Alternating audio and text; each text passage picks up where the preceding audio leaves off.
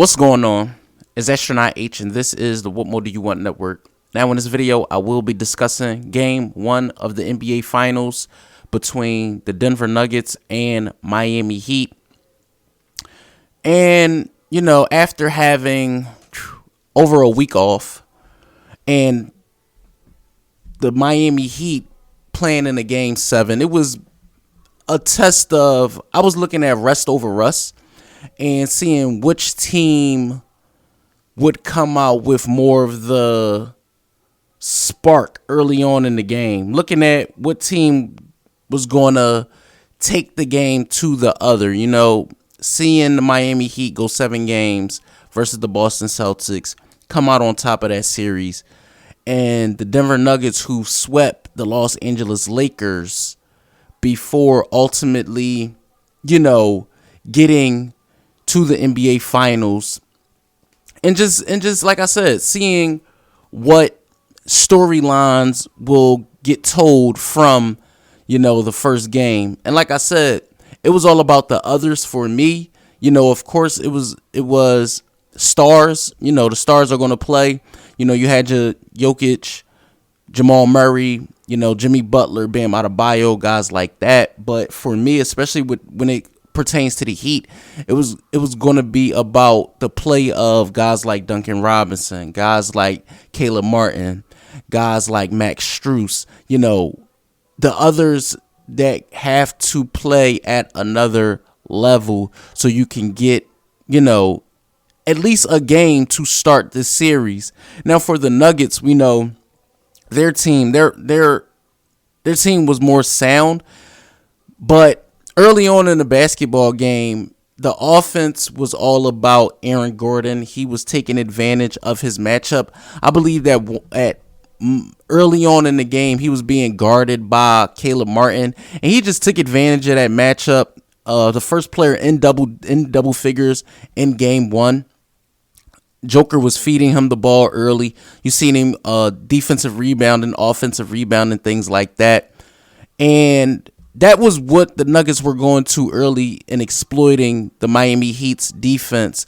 Now, in turn, what I will say about Miami's offense early is you seen Bam Adebayo be very aggressive. And that was one thing that I was looking at early on, to see how Bam was going to, if he was going to go at Joker, or if he was just going to sit back and let the offense come to him like he did in so many games versus the Celtics. And he had a really good night, honestly, in my opinion. But like I said, it was more about the others. Jimmy Butler didn't have the best shooting night personally, or the Miami Heat when it came to getting to the free throw line. I believe they took under 5 free throws for the entire basketball game. I believe that is an NBA Finals record.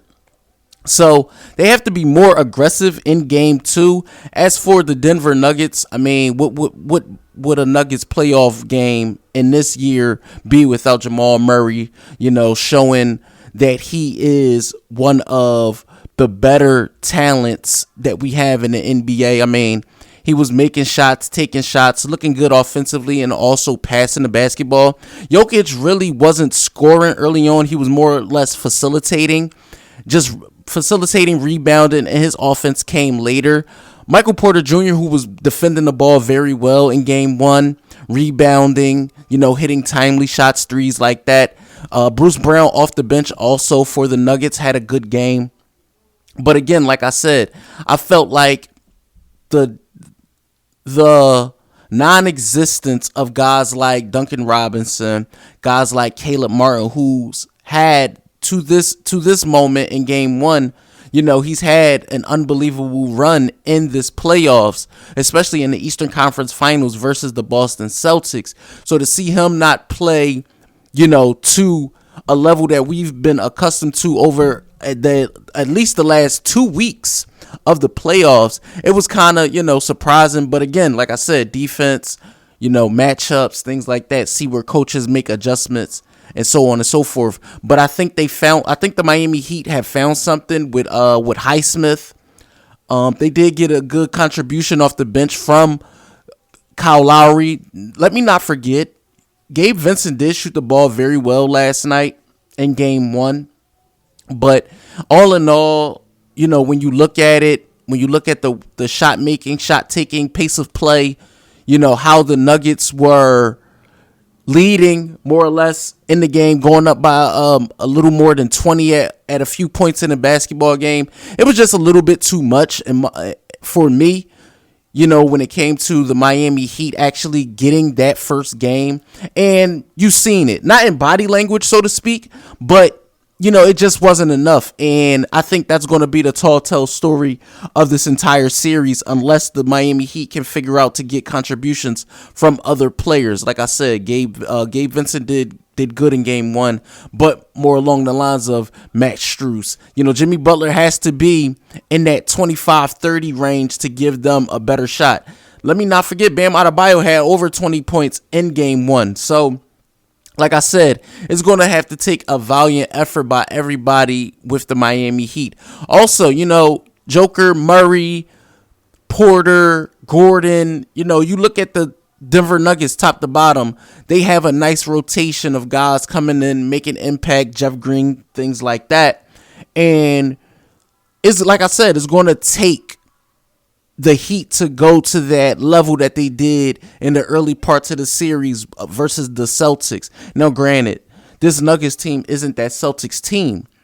So, you know, it's going to be interesting to see what Eric Spoelstra and the Heat staff cook up for game 2. They have a few days, you know, in between to see what happens. Also for the Nuggets, you know, because in late stages of the game, the Heat were making a run, but again, the Nuggets were up enough to where as though that didn't affect how the game ultimately ended. And when you look at the box scores from, you know, from both sides, and you say who had, you know, the better stat sheet and things like that, you seen 16 from Aaron Gordon, 6 rebounds. You seen 14 points, 13 rebounds from Michael Porter Jr. You had 27, 10, and 14 from Joker. Murray with 26, 6, and 10. Caldwell Pope with 7. Bruce Brown off the bench with 10. Jeff Green with 4. For the Heat, Jimmy Butler only had 13 points, 7 rebounds, 7 assists. He has to be better. He went 6 of 14 from the field. That's 42%, and 1 of 2 from 3. So, you know, he just has to be better, in my opinion. Bam Adebayo was the high man for the Miami Heat with 26 and 13 rebounds and 5 assists. Gabe Vincent with 19, 2 rebounds, 5 assists. Matt Strus didn't score at all. Kyle Lowry off the bench with 11, 5, and 5. Highsmith with 18. But as far as Duncan Robinson only had 3.